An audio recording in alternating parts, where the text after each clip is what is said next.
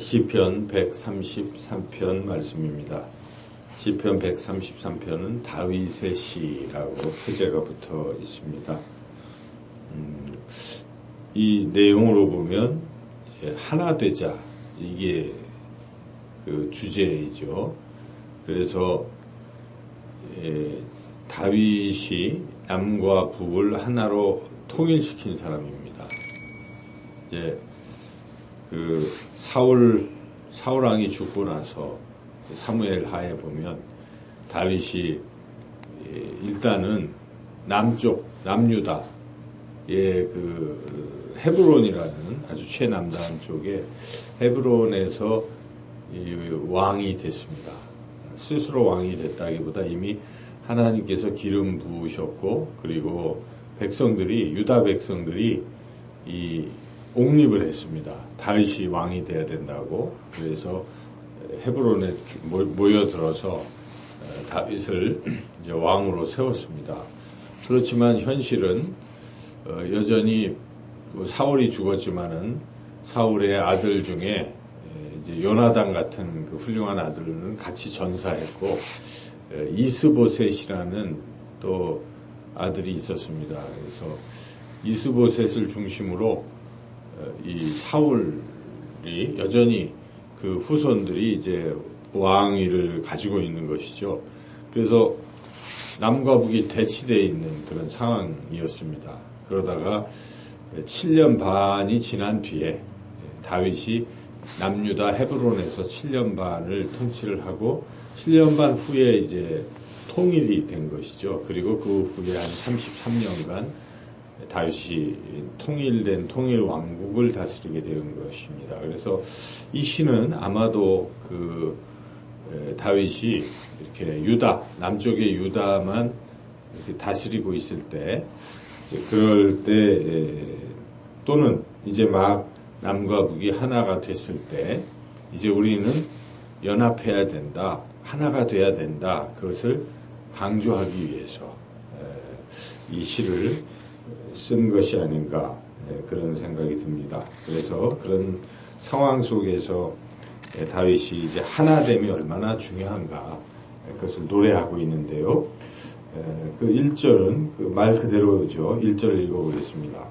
보라, 형제가 연합하여 동거함이 어찌 그리 선하고 아름다운고 하면서 다윗은 형제가, 남과 북의 형제가 이렇게 연합하고 동거하고 하나 되는 것은 참 선한 것이고 아름다운 것이다 라고 노래하고 있습니다. 그래서 그것을 2절, 3절 부분에서 무엇과 같은지 비유적으로 표현을 하고 있죠.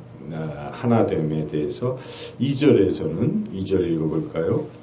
머리에 있는 보배로운 기름이 수염, 곧 아론의 수염에서 흘러서 그의 옷깃까지 내림 같고, 그렇게 형제가 연합하는 모습은 이와 같다는 것입니다. 그러니까 제사장에게 기름을 부었는데, 기름 부은 것이 이제 머리에 기름을 부으니까 머리에서 이제 수염을 거쳐서 밑에 옷깃까지 내림 같다는 것은 이 기름이 머리부터 이제 발끝까지 쭉 다 흘러내렸다. 곧 북쪽과 남쪽에 이런 기름이 다 덮인 그런 모습. 그러니까 기름은 뭐 여러 가지 상징할 수 있겠지만은 그렇게 뭐 성령이라든지 또 하나님의 은혜라든지 이제 이런 것이 전체적으로 다 임했다. 성령 안에서 하나 되었다. 그렇게 우리가 이해할 수 있겠죠. 그래서 그와 같이 하나 됐다 하는 모습. 또 3절의 상반절을 읽어보겠습니다. 헐몬의 이슬이 시온의 산들에 내림 같도다. 그 모습이, 헐몬은 헤르몬산, 그러니까 그 이스라엘의 최북단에 위치한 산을 말합니다. 해발 약 2,700m, 우리나라 백두산과 거의 비슷한 높이인데, 그 헤르몬산, 헐몬산에서 내린 이슬이 흘러 요단강을 흐르고, 그리고 이제 남쪽에 예루살렘, 시온의 산들, 예루살렘에 있는 그런 남쪽에 있는 산들을 가리키겠죠. 그런 산들까지 내려왔다. 이것도 역시 하나가 됐다.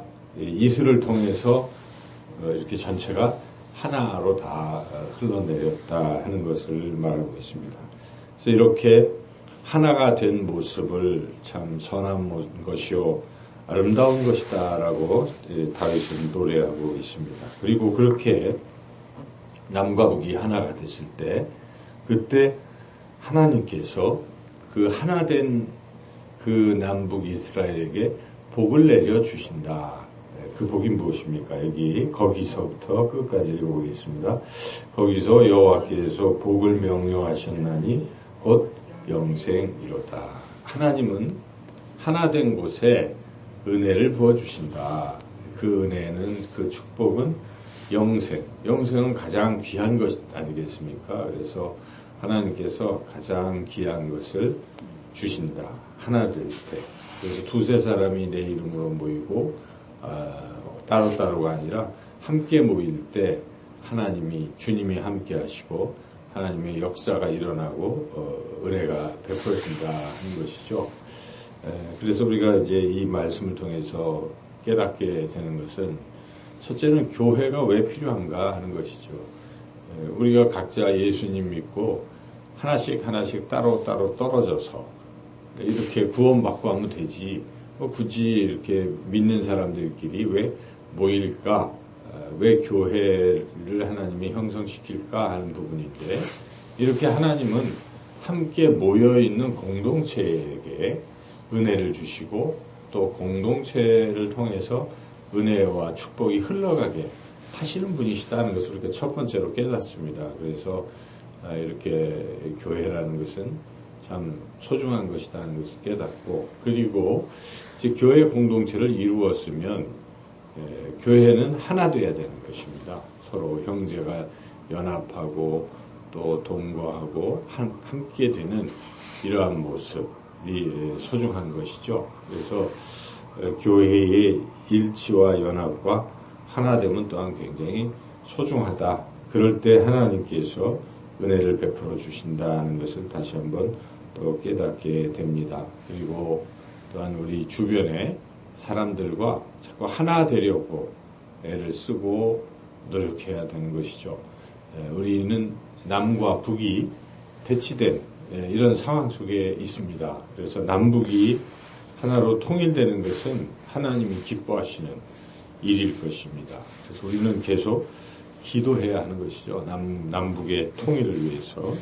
그런데 한 가지 우리가 하나됨에 있어서 또 주의해야 할 것이 있습니다. 그것은 서로 다르고 그런 가운데에 신앙이 서로 다른데도 우리가 하나 될 수 있는 것인가 하는 문제입니다. 신앙이 다른데 억지로 하나 되는 것은 또 성경은 그것을 말씀하고 있지는 않습니다. 예를 들면 북쪽의 아합 왕과 남쪽의 여호사밧이 하나가 됐어요.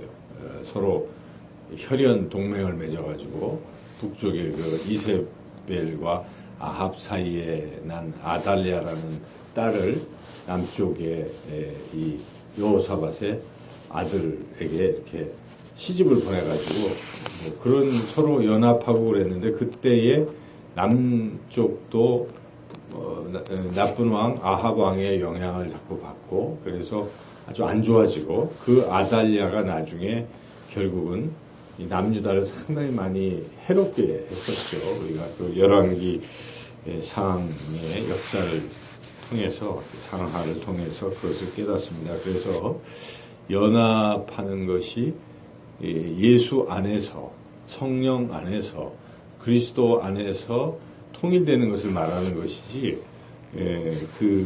그냥 무조건 연합하는 것을 말하는 것은 아닙니다. 그래서 사도 바울도 믿지 않는 자와 멍해를 같이 하지 말라.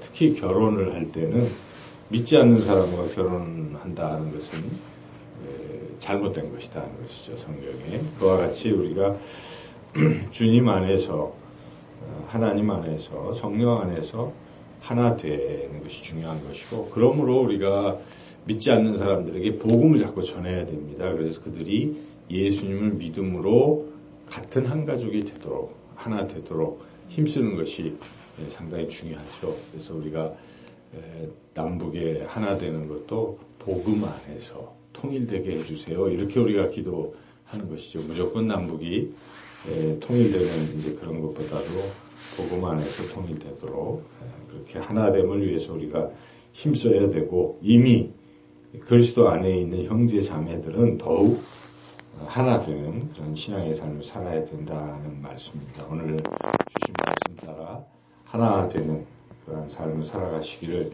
주님의 이름으로 축원합니다.